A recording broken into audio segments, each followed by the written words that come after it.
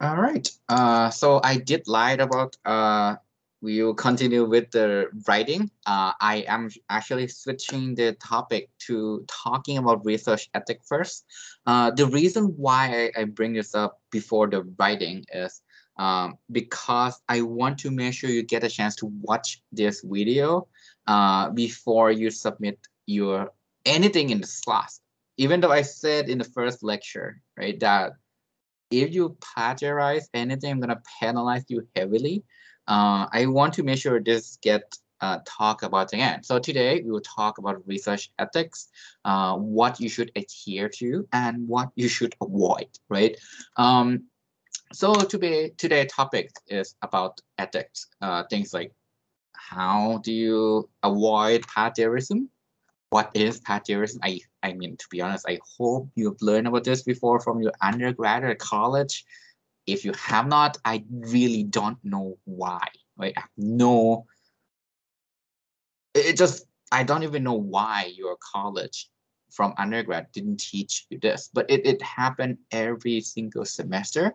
And it's always saddened me to see you doing this. And I will be happily penalize you if you do it. All right.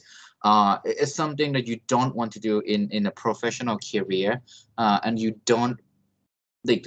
I want to make sure that this point get across, right? If we talk about pediatric publishers and how to pick where to submit your paper, we'll talk about research. And we'll quickly talk about research protocol. And we will kind of wrap it up with research ethics. So today we'll go to this one by one, beginning with plagiarism. So what are the definitions of plagiarism? This is from a dictionary, to be honest, from Cambridge Dictionary. It's a process or practice of using another person's idea or work and pretending that it's your own, right?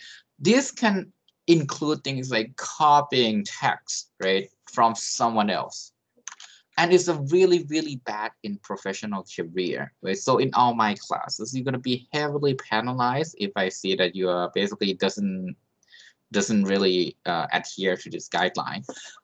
Why is that the case? You need to give credits where credits is due, right? This is just human etiquette, to be honest. Just don't be asshole. To be honest, like this is something that you have to be mindful about. I'm not even sure why you have to be mindful about not being asshole and not plagiarize anyone's work, but we are here now and we have to talk about it, right? Uh, so the first type of plagiarism is this. To be honest, it's really clear. It's like it's called direct plagiarism. It's a word by word explanation without the quotation. It's an entire text being copied. Last semester, I did penalize some students heavily because this happened. The semester, the year before in 2019, I did the same thing again. So I don't. Can you be the first class that I'm teaching that no one plagiarized? And if I put it in a plagiarism checker, which we have, and we don't spot any plagiarisms, right? So what should you do in this case? If you have a quote that you really want to refer to, then you should use your own word and paraphrase with your own word to properly give the cite and properly give the citation. And when I said paraphrase, don't just change the verb, like one verb, two verb, change the adjectives. That is still plagiarisms, and I'll definitely penalize you if you do this.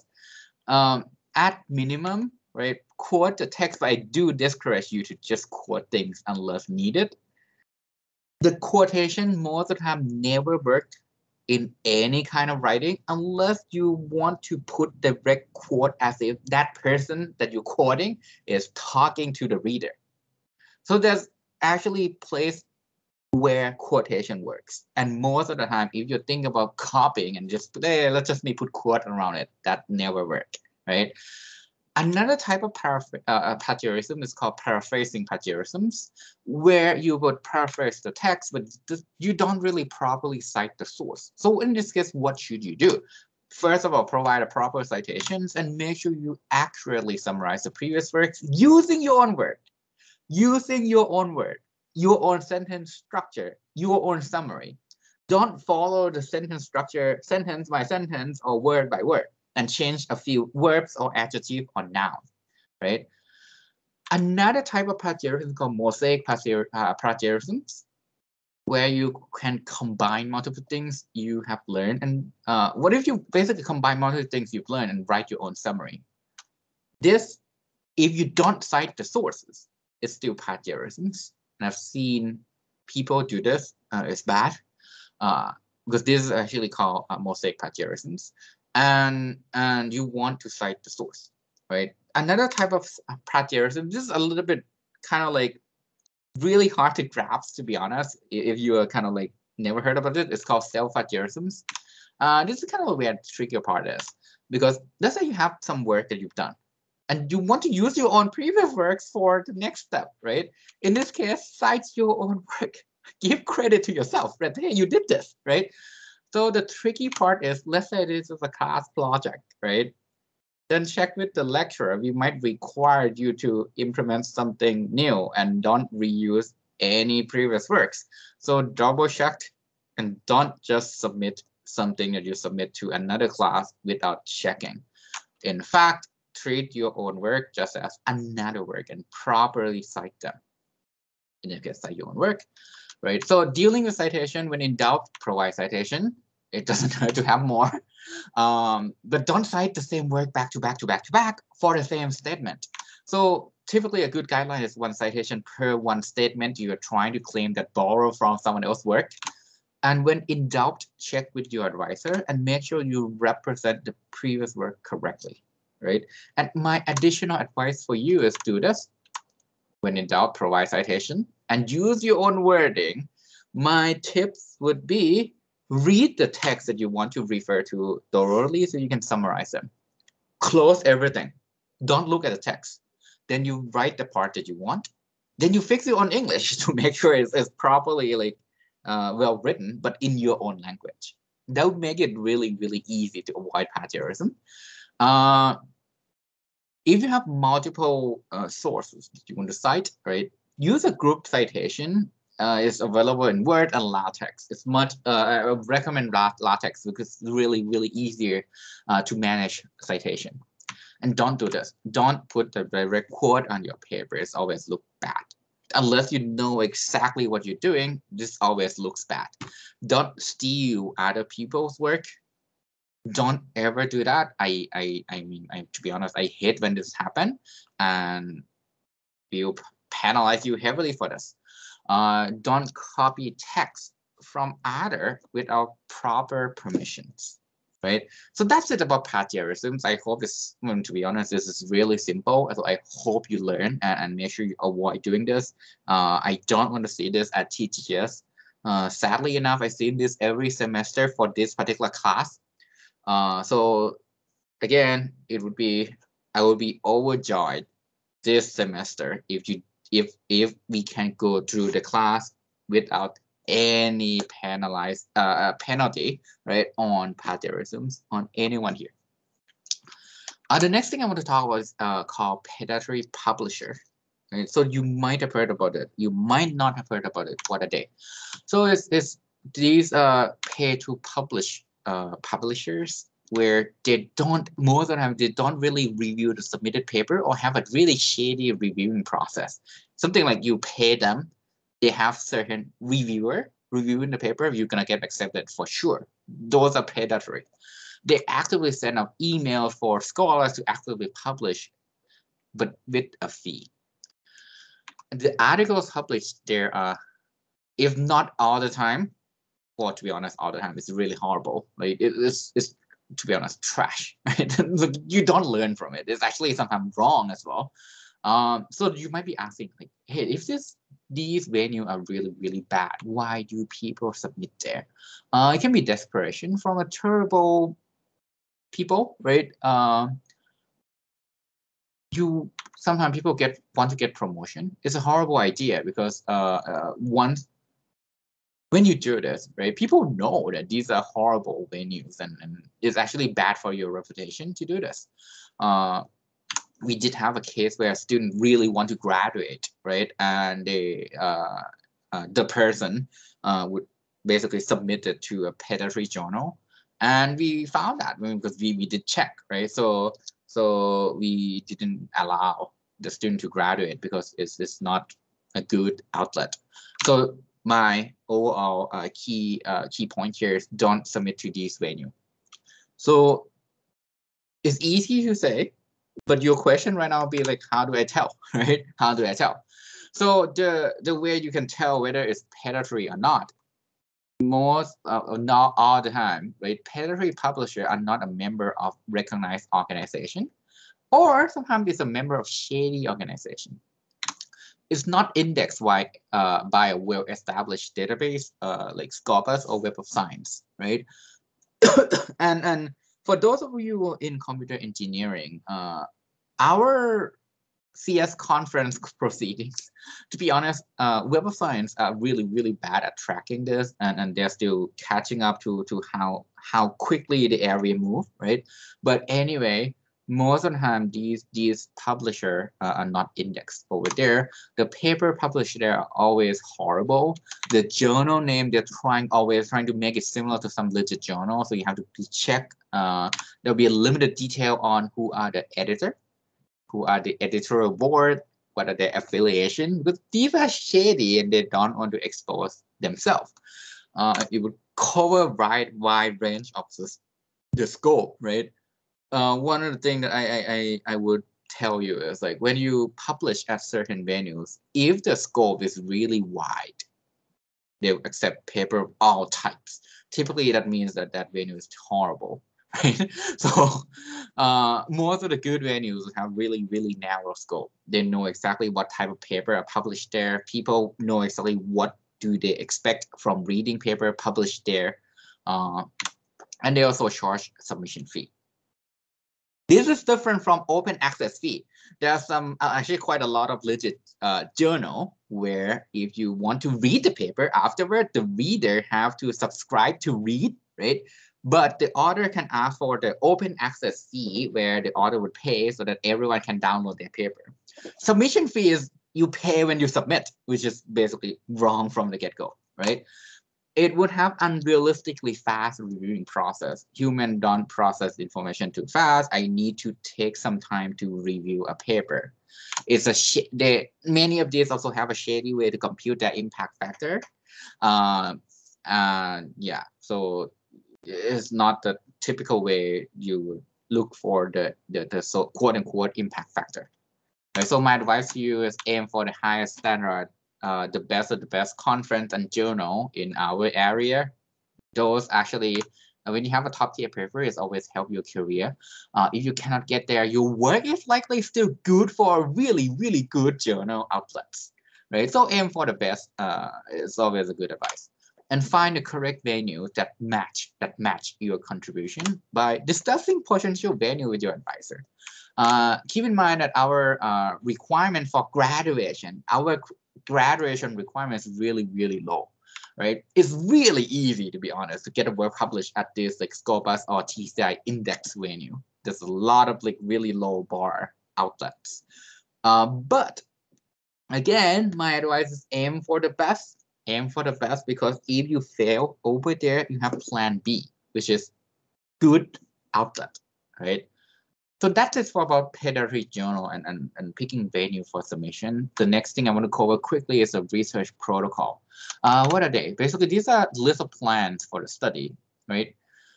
It's the thoughts of all the aspects of studies that would help guide your research team on what to do. So why do I brought it now, right? It does related to ethics when you have something, the experiment has some ethical considerations. For example, you have experiment that involve human. So if it does involve human at any steps, you want to make sure you inform the involved party to get their consent.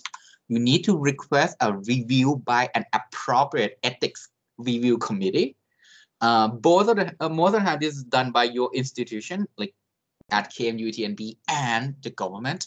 And the consent form should describe the study, and you have to have the certificate of consent and it should be in the Sini mother language. So you have to do experiment in Thailand. In Thailand, you have to have the Sini look at the consent form in Thai language. Some more guidelines are: get the consent if you want to collect user data.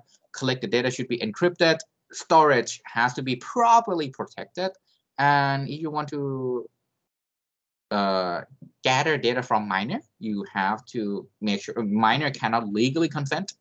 So if you research content deception, things like I study certain things, and your actual thing you want to collect and study are different, you need to do what we call debriefing, which is after the experiment, you have to debrief the user, talk about, okay, this is what actually happened. There's a guideline for animal research as well. The reason why this is relatively short, because in our field, like we don't really involve human experiment. So most of the time we don't need this, but I need to bring it up in case you need to gather user data or something along that line, right?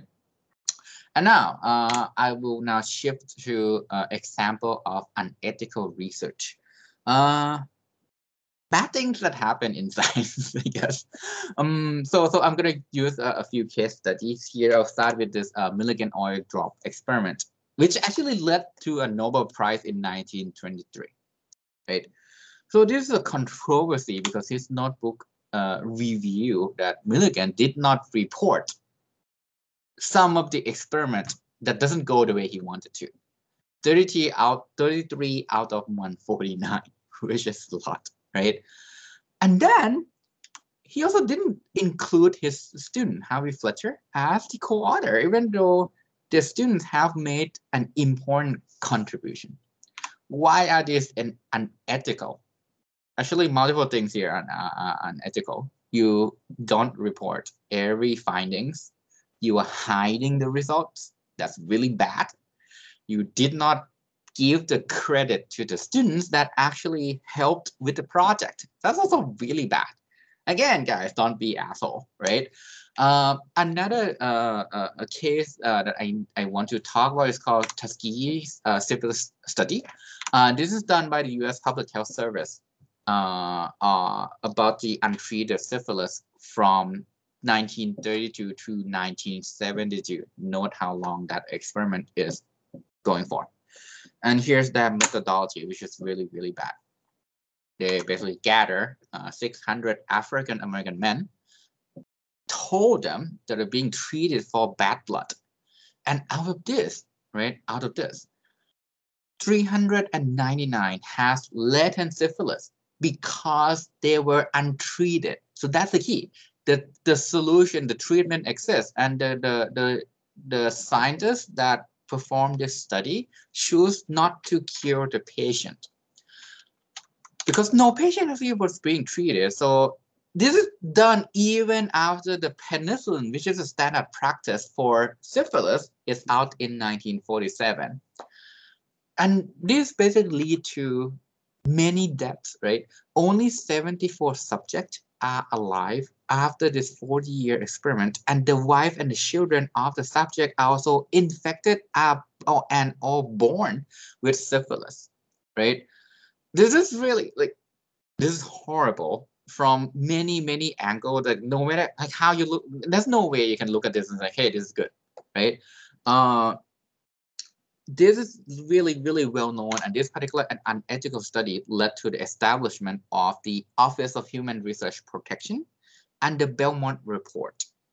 And to be honest, this is one of the key experiment that still led to the distrust in the government for African American in the U.S., right? Because they were thinking that the government is out there trying to kill them, right, for experiment. This, in my opinion, right, I feel like this also lead to like people can refuse to get vaccinated for COVID and things like that because they don't trust the government. So my key message here is like, don't do this unethical study. Another really notorious, like the World War II crimes by the German and Japanese scientists to do human experiment, from biological, chemical weapons, vaccination experiments, surgical studies, infectious disease, testing human limits to temperature, air pressure, radiation, electricity. This actually led to the Nuremberg Code, the first international code for ethics for research on human projects. If you're more curious, there's many museums that we typically, these are called Holocaust museums that actually showcase many of these really like basically war crime and the crime done by scientists during the World War II. Another notorious experiment is the hepatitis experiment at Willowbrook. Right, and this is done by Saul Krugman and Robert McCollum. They intentionally, in fact, mentally disable students at Willowbrook State Schools. That one sentence alone tells you everything about how bad this is. And then they justify the reason that students would be infected anyway because they are disabled, and they are mentally disabled. Still, it's not a really good justification at all. And this is probably one of the most unethical experiments ever performed. Oh, I mean, to be honest, a good competition from the other the experiment or syphilis experiment, right? Both of them really bad. Another case, and to be honest, there's so many of these cases from the medical area because this actually leads to deaths of the people who are involved in the experiment, right? Another notorious case from Andrew Wakefield Lancet article, which actually being pulled. So Wakefield was paid by a law firm, not even a vaccine manufacturer. It's a law firm that at the time was suing the manufacturer because they want to sue that there's a link between autism and MMR vaccine. This is like the standard vaccine that we all got when we were kids, right? And right now, Lancet actually retracted the paper. But the downside of this is the paper is still cited by this stupid anti-vaccine movement all over the world, right? And this is actually one of the remaining reasons why many people still don't want to take the vaccine, the COVID vaccine, the mRNA vaccine, right? As a consequence, right, on top of this, like how the global society changed because of this stupid research. The UK actually revoked Wakefield's license to practice. And another case I want to talk about is actually really recent. For those of you who know this technology called CRISPR-Cas9, you can use this to kind of modify to do gene editing, right? So there was this Chinese scientist called He Jiankui, right? And he claimed to use the CRISPR-Cas9 to modify the CCR5 gene to give two girls an immunity to HIV. This sounds, if you look at this, it sounds kind of, well, what's the consequence of this, right? Because we are all engineers, so we are not really sure what's the consequence of this. But in the biology community and medical community, this is a big no-no. Why? Because it's actually really dangerous, and he knows it. Because when you introduce this gene editing to newborn, right, it actually introduced a lot of unknown and dangerous mutation to human gene pool.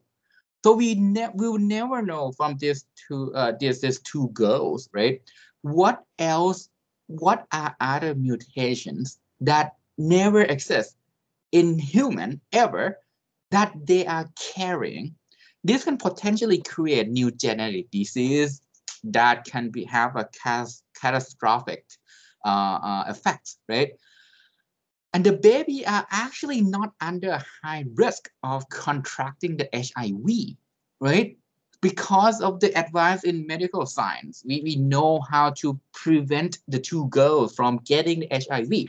So why doing this really dangerous experiment in the first place, right? You are basically, again, my point here is basically this group know that they're risking introducing new mutation to humanity, right? I mean, it could be as bad as like basically new type of cancer show up, right?